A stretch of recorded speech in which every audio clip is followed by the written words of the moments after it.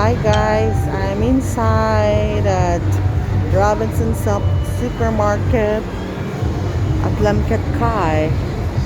This is the view of Robinson Supermarket. Let's go.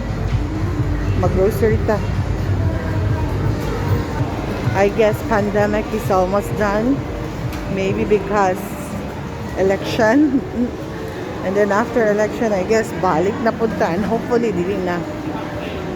But mo man gid ning realidad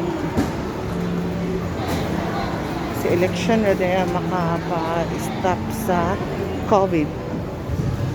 Now at grocery.